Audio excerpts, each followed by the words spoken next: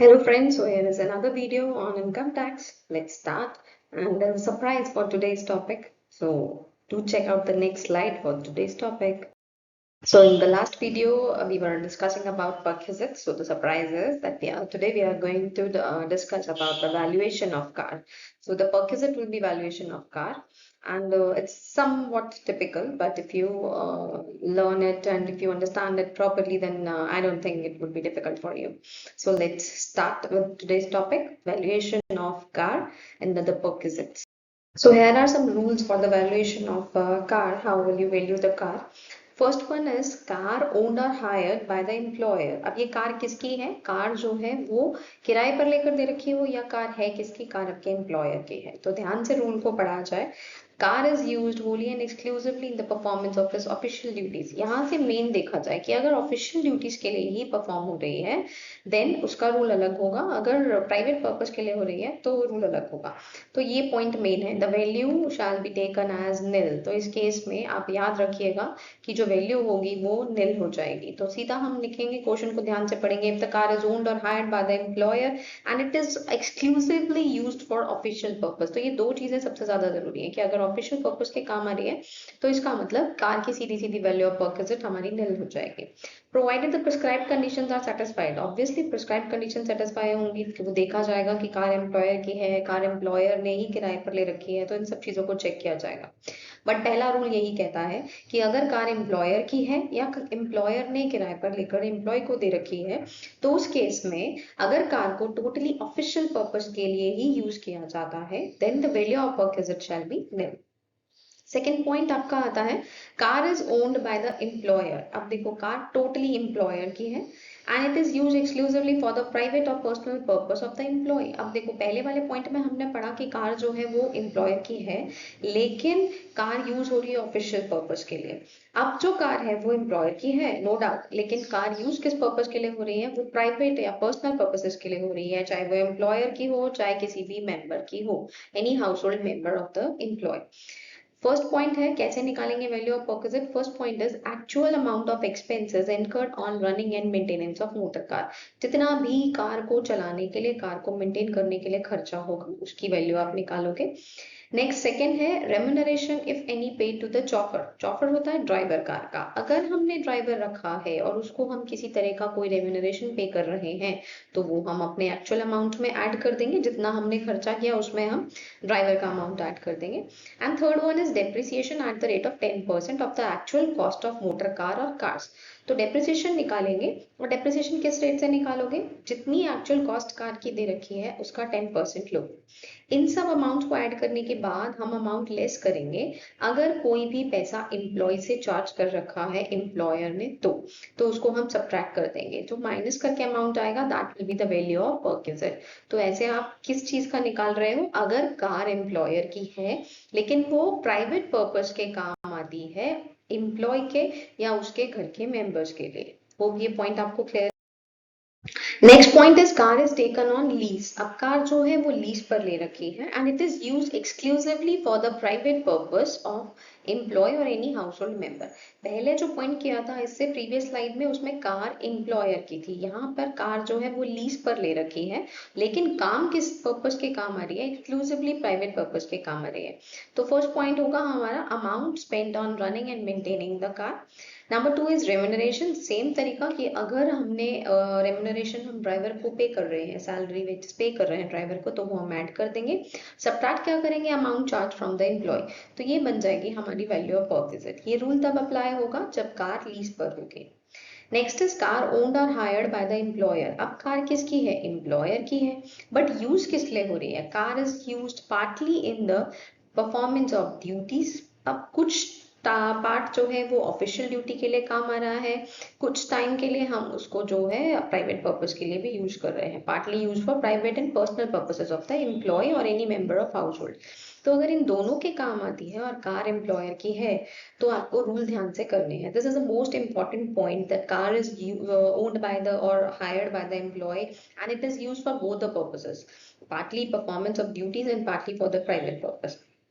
First point is, if the entire expenses of maintenance and running of motor car are borne by the employer, अगर सारा खर्चा जो है वो employer ही पे कर रहा है तो किस पर्पस के लिए, जो भी जितना भी खर्चा किया टोटल एम्प्लॉयर पे कर रहा है. स्मॉल कार है, that is cubic capacity of engine of the car does not exceed 1.6 litre. तो क्यूबिक कैपेसिटी अगर जो है वो 1.6 लीटर के ज्यादा नहीं है तो उस केस में हमें अमाउंट जो लेना है वो लेना है 1800 rupees per month. Next, large car cubic capacity of engine. The car exceeds 1.6 liters, then we are going to take amount of rupees 2400 per month as the value of perquisite. And we also add, if chauffeur is also provided, then we add rupees 900 per month. तो अगर छोटी car है तो 1800 per month, that is 1800 into 12 कर देंगे. Large car है तो हम 2400 into 12 कर देंगे. ड्राइवर का सेम रहेगा, चौफर का सेम रहेगा, दोनों में 900 पर मंथ अगर पे कर रहे हैं तो. ये रूल तब अप्लाई होगा जब सारा का सारा मेंटेनेंस और रनिंग का खर्चा जो है वो एम्प्लॉयर बियर कर रहा है. सेकेंड जो हमारा पॉइंट आता है, that is if the expenses of maintenance and running for the private और personal purposes are met by the assessee, that is the employer. अब अगर एम्प्लॉय ने सारा खर्चा किया, असेसी ने खर्चा किया, तो स्मॉल कार जो है उसके लिए रूल अलग हो जाएगा, लार्ज कार जो है उसके लिए रूल अलग हो जाएगा हमारे पास. तो अगर हमारे पास जो खर्चा हो रहा है वो सारा का सारा एम्प्लॉय कर रहा है तो उस केस में हमारा जो स्मॉल कार है उसमें हमारा रूल अप्लाई अलग होगा, लार्ज कार में रूल हमारा अप्लाई अलग होगा. अगर हमारी जो कार है वो स्मॉल कार है, देन वी विल टेक 600 पर month as the amount. And if we are having a large car, इस केस में तो हमारा हो गया है 600 रुपीज पर मंथ. होप आपको यहाँ तक क्लियर है, ये 600 हो गया. लार्ज कार होगी तो 900 रुपीज पर मंथ हमारे पास हो जाएगा. और ये कब अप्लाई करना है, जब खर्चा जो है वो हमारा एम्प्लॉय बेयर कर रहा है. चौफर का सेम रहेगा, that will B 900 rupees per month. तो चौफर का चेंज नहीं होगा. वो दोनों केसेस में, चाहे आपका फर्स्ट केस हो जहाँ पे खर्चा आपका एम्प्लॉयर बेयर कर रहा है, चाहे आपका सेकेंड हो एम्प्लॉय बेयर कर रहा है, दोनों में आपका सेम रहेगा. होप आपको ये क्लियर है. Now the next point is that employee uses more than one car for the private purpose. अब जो कार यूज हो रही है वो एक से ज्यादा कार यूज हो रही है प्राइवेट पर्पस के लिए. अगर मान लीजिए आपके एम्प्लॉयर ने 2 कारें दे रखी हैं, आपको 3 कारें दे रखी हैं, तो मतलब एक से ज्यादा यूज करते हो. इस रूल को ध्यान से समझना. Where more than one motor car is owned or hired by the employer, एक से ज्यादा कार किराए पर या एम्प्लॉयर की है, and the employee or the member of household is allowed to use such motor cars otherwise than wholly and exclusively in the performance of duties, the value of the perquisite shall be. तो हम इसको कैसे निकाल के चलेंगे, next slide से आपको बताते हैं, ध्यान से सुनिएगा. In respect of one car, एक कार है तो small car 1800 per month, large car 2400 per month and chauffeur if provided 900 per month. ये ऑलरेडी हमने डिस्कस कर लिया था. तो अगर एक ही कार यूज होती है तो ऐसे रूल करके चलेंगे. In respect of other car और कार्स, अब बाकी की कार अगर एक से ज्यादा है तो क्या करेंगे, एज्यूमिंग द कार और cars is use exclusively for private purpose and the value shall be determined as discussed in 2 if the car is owned by the employer. तो हमने जो पहले डिस्कस किया है कि कार एम्प्लॉयर की है, जो 1800 पर मंथ 2400 पर मंथ हम लेकर चल रहे हैं, लीज पर है तो प्रीवियस स्लाइड में इसके भी रूल्स हम कर चुके हैं. तो एक से ज्यादा है तो उनको ध्यान में करिएगा. एक नोट है, where more than one car is provided for official and private purposes and the expenses incurred in relation to one car are more than the expenses incurred in relation to other car, और out of those cars one car is small and the other car is large. या तो दोनों कारों का खर्चा जो है वो अलग अलग हो जाता है, या फिर एक कार बड़ी है एक कार छोटी है. अब इस केस में जो है वैल्यूएशन करना बहुत मुश्किल हो जाता है. तो in such a situation the value of the perquisite of cars may be determined in such manner which is beneficial to the employee. तो उस केस में जो भी एम्प्लॉय के लिए बेनिफिशियल होगा उसको एम्प्लॉय मान के चलेगा. नेचुरली अपनी जेब में वो कम डालेगा और एम्प्लॉयर की जेब में वो ज्यादा का डालेगा. अब नेक्स्ट रूल आता है, अभी तक तो हम कर रहे थे कि कार जो है वो एम्प्लॉयर की है. Now the next rule is car is owned by the employee. First point is the actual running and maintenance charges, including chauffeur's remuneration, are met or reimbursed by the employer, and such reimbursement is for the use of car wholly and exclusively for the official purposes. जो भी actual में running और maintenance का खर्चा हुआ, driver का खर्चा हुआ, वो पूरी तरह से जो कार है वो ऑफिशियल पर्पस के लिए काम आ रही है तो सेम रहेगा. Value of perquisite shall be nil, same prescribed conditions should be satisfied. Second point is where the reimbursement of the expenses of the car is wholly for personal use. अब second आता है कि अगर वो personal use के लिए है तो of the employee or any member of household, value shall be taken to be equal to the amount reimbursed. जितना पैसा हमारा employer पे करेगा उसके according जो है हम calculate करेंगे, वो बन जाएगी हमारी value of perquisite. C point is where the reimbursement of expenses of the car is partly for official purposes and partly for personal. दोनों के लिए यूज हो रहा है, ऑफिशियल पर्पस भी और हमारा पर्सनल पर्पस भी. तो उस केस में हम दो कारें लेकर चल रहे हैं. Small car, value of perquisite shall B actual amount of expenditure incurred by the employer. क्योंकि ये कार एम्प्लॉय की है तो जितना भी खर्चा एम्प्लॉयर ने किया होगा उसमें से हम माइनस कर देंगे क्या चीज, 1800 per month plus 900 per month. अगर हमने चॉपर दिया है तो किस में से माइनस करेंगे, एक्चुअल अमाउंट में से माइनस करेंगे. जितना भी हमारा एक्चुअल अमाउंट होगा उसमें से स्मॉल कार का 1800 पर मंथ लेते हैं. ये तब लेते हैं जब कार जो है वो एम्प्लॉयर की है. तो ऑब्वियसली अगर कार अब आपके एम्प्लॉय की है तो जो एम्प्लॉयर की चीजें हैं वो सब माइनस हो जाएंगी. तो 1800 पर मंथ प्लस 900 हमारी स्मॉल कार में से माइनस हो जाएंगे. और अगर लार्ज कार है तो 2400 पर मंथ और 900 पर मंथ अगर ड्राइवर के हैं तो ये हम अपने एक्चुअल अमाउंट में से माइनस कर देंगे जितना खर्चा करेंगे. होप आपको ये भी क्लियर हो गया. दो तरह के रूल्स हैं, एक कार अगर एम्प्लॉयर की है, एक कार अगर एम्प्लॉय की है. Any doubt you can mention in the comment section. जरूर मेंशन करें तो आपके डाउट्स जो हैं उनको क्लियर कर. चलो, होप आपको रूल्स क्लियर हो गए होंगे. एक क्वेश्चन ट्राई करते हैं. कोशिश करना क्वेश्चन को खुद ट्राई करने की. मैं आपको समझा रही हूँ बट आप रूल्स देखिए और ध्यान से क्वेश्चन पढ़िए. Compute the value of perquisite of motor car to the employee and the owned car is owned by the employer in the following cases. यहाँ पर जो कार है वो एम्प्लॉय को दे रखी है और कार है किसकी, एम्प्लॉयर की है. Large car, all the expenses are borne by the employer. सारा खर्चा एम्प्लॉयर कर रहा है.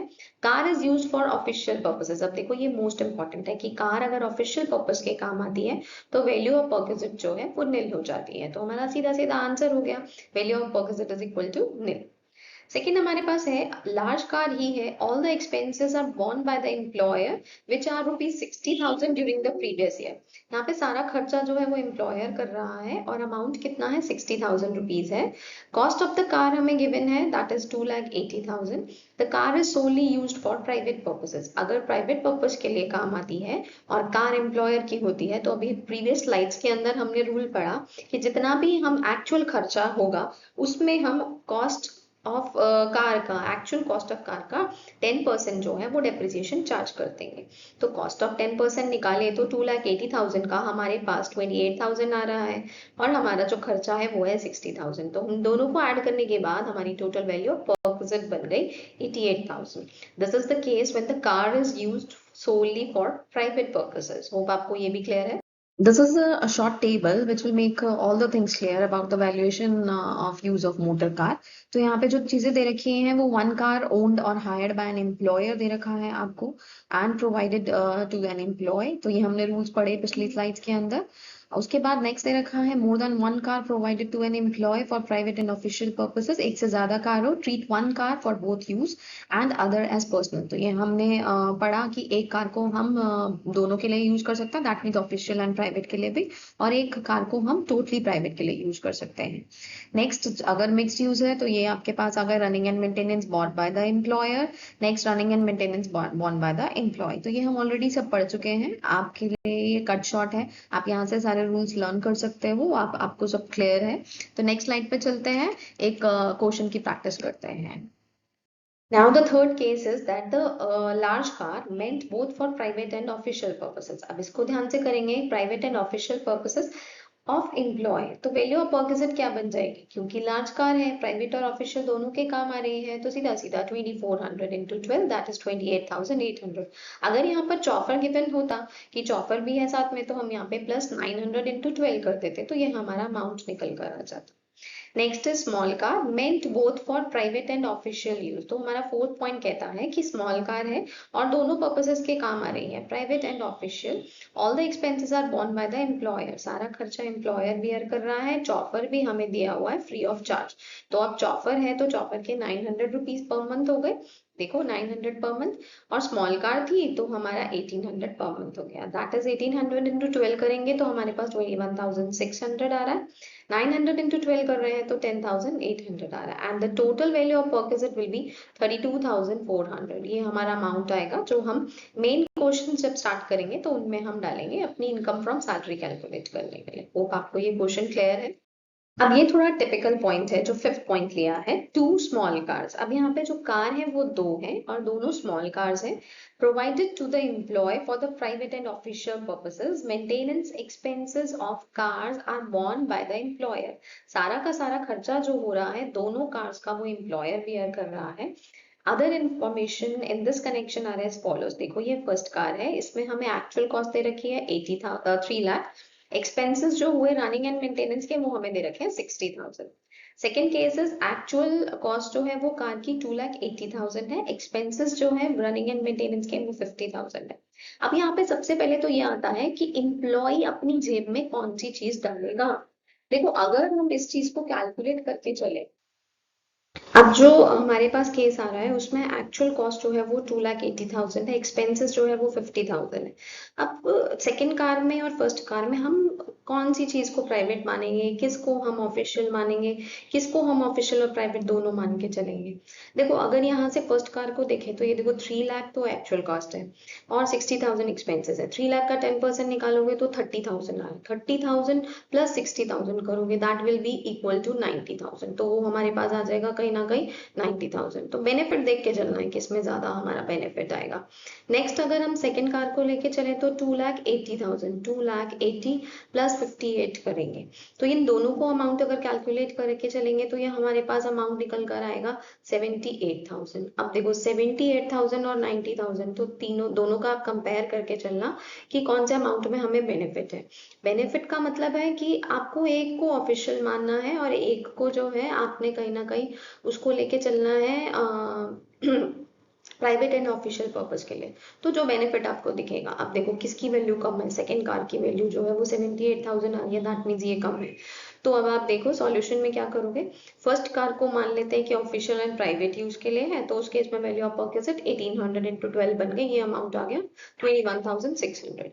अब सेकेंड कार को हम मानते हैं कि वो प्राइवेट पर्पसेस के काम आ रही है तो यहाँ पर हम वैल्यू ऑफ परक्विजिट जो अभी हमने 78,000 निकाली है तो 78,000 लेकर चलेंगे। तो वो आपको ये समझ में आ गया। कंपेयर जरूर करके चलना, जहां पर बेनिफिट दिखेगा उसी को लेकर चलेंगे। तो कैलकुलेशन करनी है, ध्यान से करिएगा calculation. So thank you for watching the video. आपको कार का वैल्यूएशन करना आ गया होगा। इनकेस फिर भी अगर किसी तरह का कोई डाउट लगे तो कमेंट बॉक्स में मेंशन करो। I will love to clear your doubts. And video को बार बार समझो, देखो तो आपको सारे डाउट्स वैसे ही क्लियर हो जाते हैं। थोड़ा सा इंपॉर्टेंट है ये कार का पार्ट समझना और थोड़ा दिमाग लगा के। तो जब हम इनको डिटेल में भी प्रैक्टिस करेंगे तो आपको सारे रूल्स क्लियर होते जाएंगे। Okay, bye bye, have a nice day.